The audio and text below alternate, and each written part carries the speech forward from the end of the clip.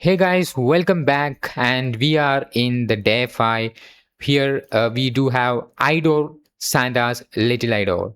So this is the Advent of Cyber 2025 series, and we are in the day 5 where we are going to explore the IDOR Santa's Little IDOR. So let's begin. Let me refresh and let me click the continue learning button, and here it is. We were able to open the room, and now we are in the room. So the room progress is 0%. So yeah, we were able to load the room. Here it is, IDOR, Sanda's little IDOR. Learn about IDOR, like insecure direct object reference, while helping pen test the Tripe and Preset Me website. So let's begin. Like, this is just an introduction, and we are in the FI, and we are going to learn about IDOR. So yeah, there will be a lot of things that you can read. But here, do I need to start the attack box today? Yes. Do I need to start a VM today? Yes. So we can start the attack box. We can start the virtual machine. So yeah, both are starting. And I would like to expand the size to full screen. So I'm just closing this split view. So let's read a little. Like, the elves of Werville are on high alert since MC Skiddy went missing. Recently, the support team has been receiving many calls from parents who can't activate vouchers on the Try Present Me website. They also mentioned they are receiving many targeted phishing emails containing information that is public. The support team is wary and has enlisted the help of TBFC staff. So, when looking into the peculiar case, they discovered a suspiciously named account, Carrot Bane, so which has many vouchers sent to it. For now, they have deleted the account and retrieved the vouchers, but something is going on. Can you help the TBFC staff to investigate the Try Present Me website and fix the vulnerabilities? So we do have learning objectives where we will be understanding the concept of authentication and authorization, and learn how to spot potential opportunities for IDOR, like insecure direct object references, and exploit an IDOR to perform horizontal privilege escalation, and learn how to turn IDOR into SDOR, like secure direct object reference. And yeah, we just going to begin, like starting your VM, and you just need to move to this particular website. So here our VM is starting. I think I can connect to this lab using OpenVPN. Let me go to manage account, and let me go to the VPN settings, and here I can just download the VPN configuration. So I'm just moving back. I'm just moving to downloads, and here I'm just moving and trying to connect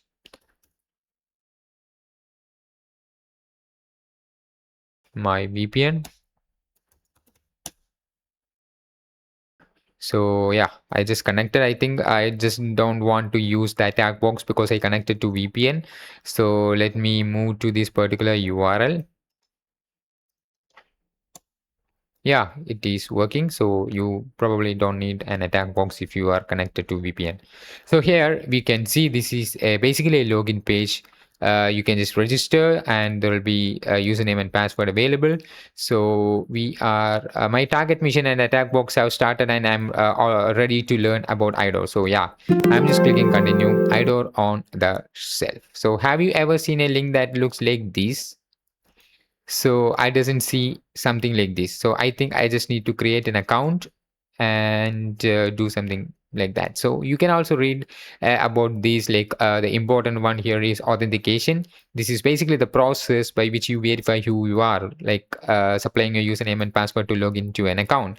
And authorization, once you are authenticated, you do have specific permission to access specific places in that particular website. So that's called authorization. And we do have two types of privilege escalations, like one of them is vertical and the another one is horizontal. In terms of vertical, like it refers to the privilege escalation where you gain access to more features. For example, you may be a normal user on the application, but can perform actions that should be restricted for an administrator.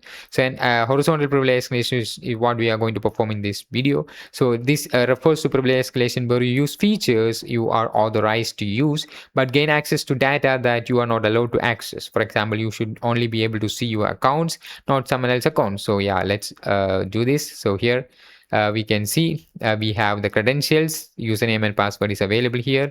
So I think I can just close this attack box because I just connected to OpenVPN. So yeah, I'm just copying the credentials, the username and the password, and I just don't need to register. So I'm just logging in. So I am now logged in as Niels.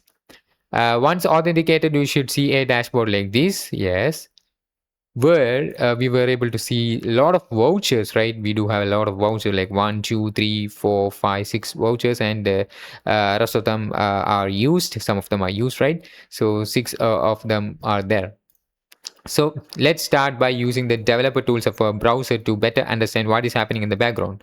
So we can just open the developer tools to see what is happening in the background. So yeah, let's right click and inspect to open the developer tools, and let's move to the network and let's refresh to see what is happening there. Here we can see here view account info user ID equal to 10. Here the user ID is 10. I'm just double clicking that.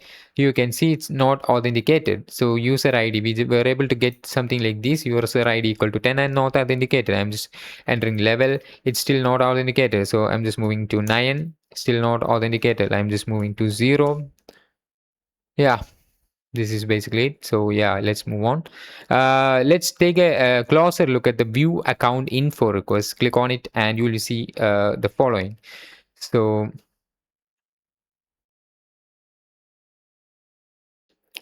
let us move there. So view account info.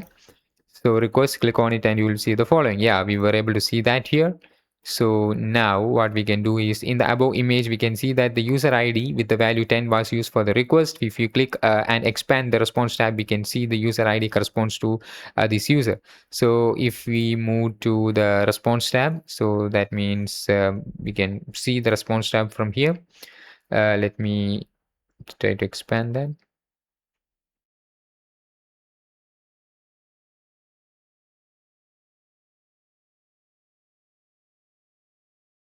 Unfortunately, I'm not able to expand. Anyways, you will be able to see those things here, right? I think you will be able to see that your user ID equal to 10, and here you can see you are not authenticated to see these contents, but now here we are authenticated and you will be able to see some of the user informations, right? So yeah, let's move on. So this tells us what that the web application is using our user ID as the reference for getting details. Let's see what happens if you change this in the developer tools. Navigate to storage tab and expand the local storage. Drop down on the left side and click on the URL inside. So you just need to move to the storage tab and we can just pretty much move the storage tab here and local storage, and here it is. Here is our authenticated user. So here it is asking us to change the user ID to level and save and press enter and refresh. So yeah, we can just change the value to the user ID value to 11, press enter and refresh. And now we can see the email, it was changed to test@test.com. We were able to authenticate as another user account and we were able to view the information of that another user, right? We were able to view the responses of the user ID 11, right? So this is basically an IDOR vulnerability. So this is just a demonstration of that. So like that, you do have some IDOR may not be as simple as just a number. In certain cases, encoding may be used. So on the allotted profile, click on the eye icon next to the first child as shown on the image below. So I think we just need to move to some other users maybe. It's about my children. So here there will be nothing in the my children option. So let me read that. Go and change the ID back to 10 using the same steps you followed above. Alternatively, you can say like we just need to change the ID to the previous one. So yeah, the same steps is about going to storage and going to local storage. Here it is. So we can just change this same to the 10 and refresh. Here it is. We were able to view the children, and here it is. So yeah, let's read this. We can see there is an option like an I. So here we were able to view that, right? So here you can see Johnny. We were able to view the details. Parent ID is 10. We were able to open Niels, and it's also 10. We were able to view some of the informations, right? So now go back to the network tab and take a look at the request being made. You should see a request like this. So I'm just moving to network tab, and yeah, I was able to see a request like this, MW equal to something like this. So this is somewhat encoded version, I think, right? So simply put, MG equal to is just the base 64 encoded version of the number 2. You could still perform IDOR using this request, but you would have to a base 64 encode number first. So this is basically the base 64 encoded version. So you can visit websites like CyberChef, and you can just perform decoding. Here you can see capital M. Let me double click that and change this MW. I'm copying this MW equal to, pasting that, and it's basically 3. So it means 3. It's the base 64 encoded version of 3. So like that, sometimes it will not be in the plain numbers, it will be in some kind of encoding formats. So encoding isn't really the only thing that can be used to hide potential idle vulnerabilities. So sometimes the values may look like a hash such as MD5 or SHA-1. So if you want to see what that would look like, take a look at the request that happens when you click the edit icon next to the child. So there will be edit icon next to the child. So here it is. So yeah, I'm just clicking that, and in the network tab I was able to see something like this. Seems to be hash, right? So oh my god, so let me click one more time. Here it is. We were able to see hash, right? While the string may look random, upon further investigation, you can see that it is a type of hash. If you understand what value was used to generate the hash, you can perform IDOR attack by simply replicating the hashing function. Using something like hash identifier can help you quickly understand what hashing algorithm is being used. So we can use this hash identifier, like it will be pre-installed in our, it's basically MD5, right?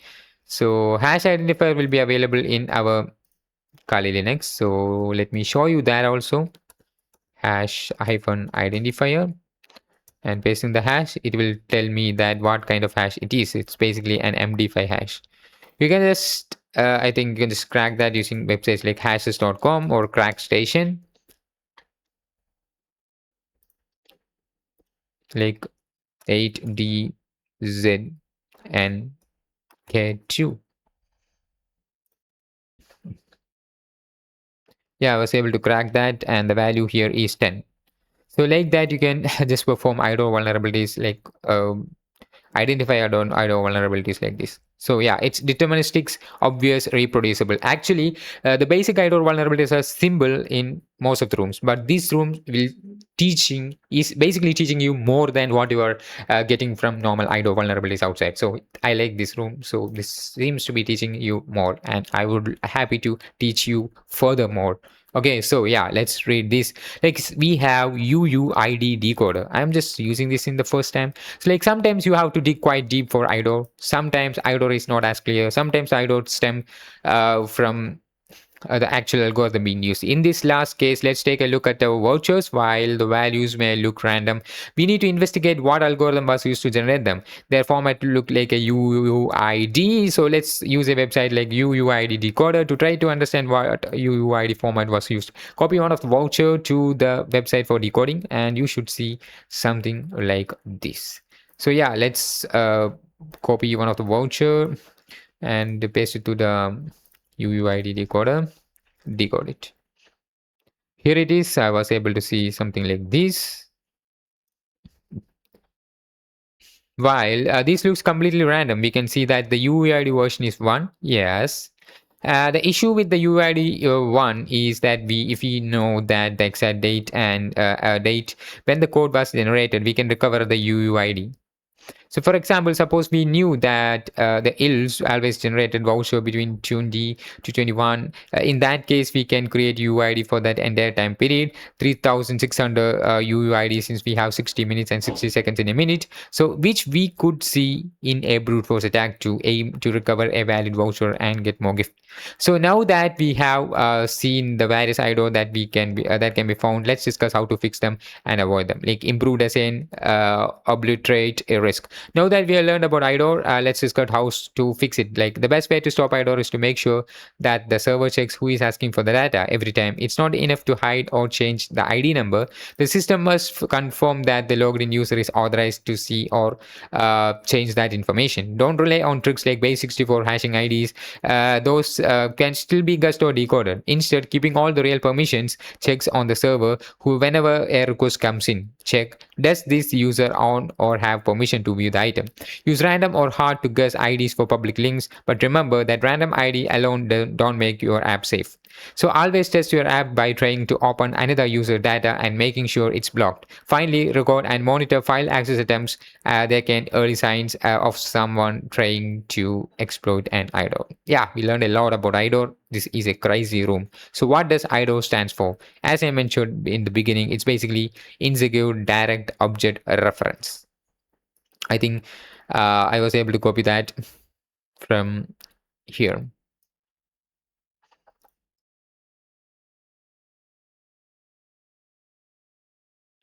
So what type of privilege escalation are most IDO cases will be in the kind of horizontal privilege escalations. So which is what we read before, right? So yeah, that's why it is recommended to watch this video till the end to understand the concepts. Or else if you don't watch or read these concepts, then you won't be able to answer that properly. Exploiting the IDOR function found in the view accounts parameter. What is the user ID of the parent that has 10 children? So using the task example, change the ID value of your token and refresh the page. Work in incrementing step from your user ID. So exploiting the IDOR found in view accounts parameter. So is there any IDOR found in view accounts?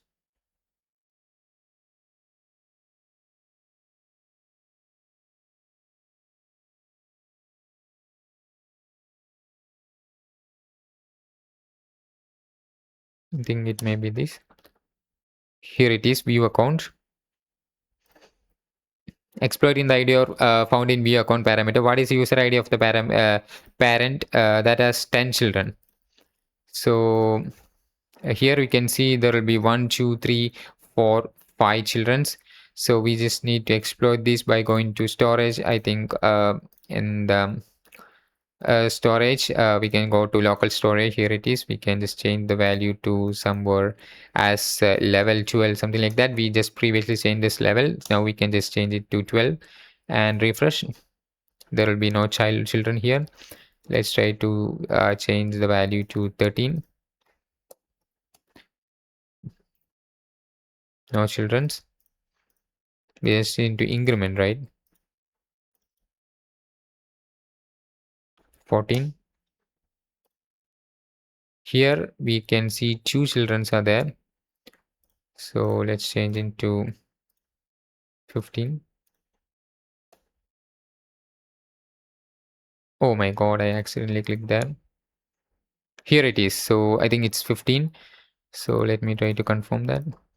Yeah, we are in 15. Like we have 1, 2, 3, 4, 5, 6, 7, 8, 9, and 10. So there will be 10 childrens in this particular user ID, which is 15.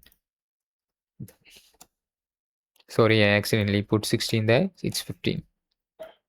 Yeah, bonus task is if you want to dive even deeper, use either base64 or MD5 child endpoint and try to find the ID number of the child born on 2019 for 17. To make it the iteration faster, consider using something like burp intruder. If you want to check your answer, click the hint on the question.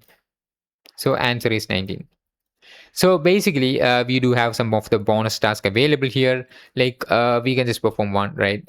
If you want to dive even deeper, use either the base64 MD5 child endpoint and try to find the ID number of the children born on this one.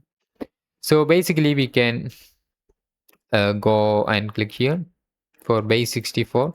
I think I just need to go to the network and click here. Let me first refresh. Clicking here. Here is our base64 content. We just need to find we can see the birth date. So we just need to find a user born on 2019 417. So this is the date that we need to find.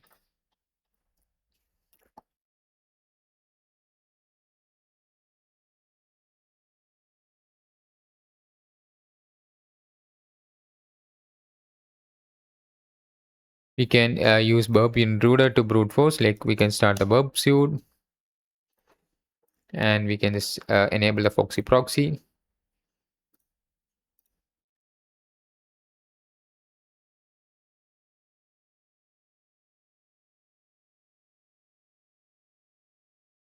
And go for proxy interception on.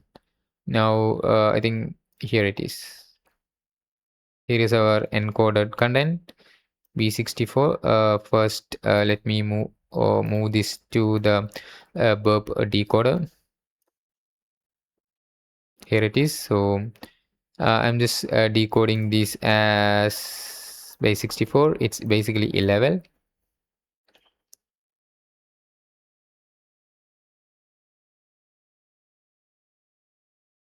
Sending everything to the decoder. So this is the only one that reached decoder.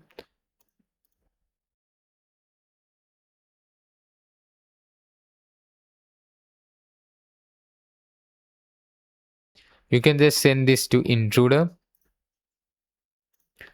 and you can just perform any a brute force attack of this value to get the answer to that particular question.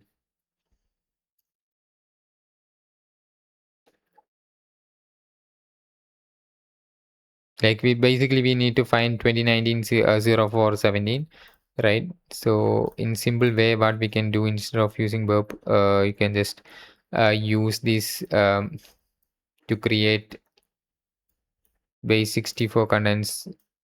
Like you can just use the two base 64. Basically, this one is basically I think it's level, right? So you can just create two for 12 and copy and paste there, and for 13 you can just create a payload.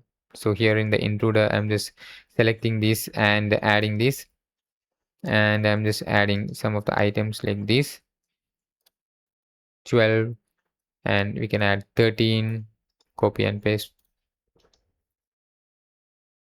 We can add 14,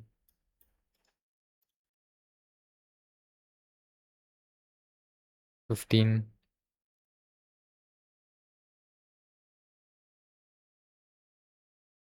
16.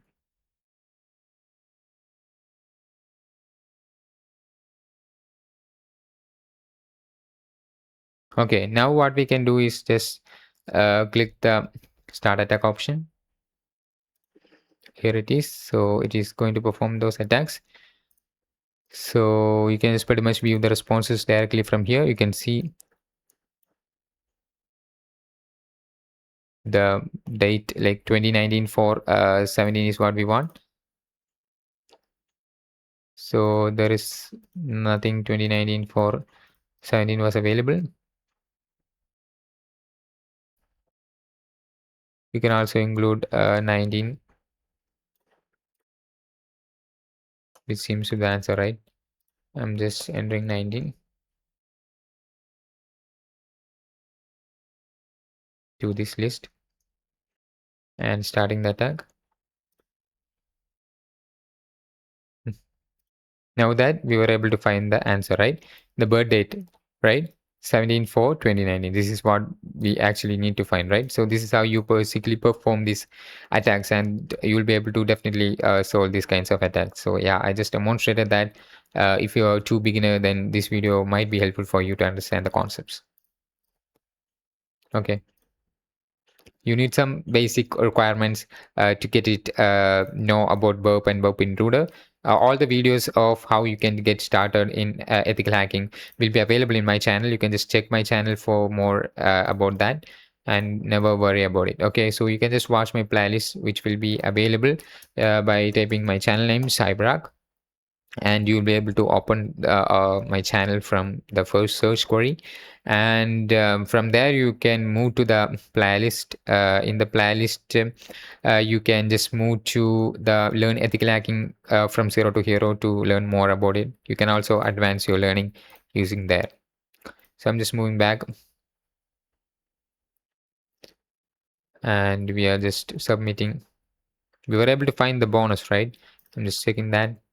And you do also have want to go even further using the parents voucher claim endpoint. Find the voucher that is valid on 20 November 2015. Insider information tells you that the voucher was generated exactly on the minute somewhere between 2024 UTC that day. What is the voucher code? If you want to check your answer, click the hint on the question. So this is basically another bonus task. You can just move to the parents voucher claim endpoints.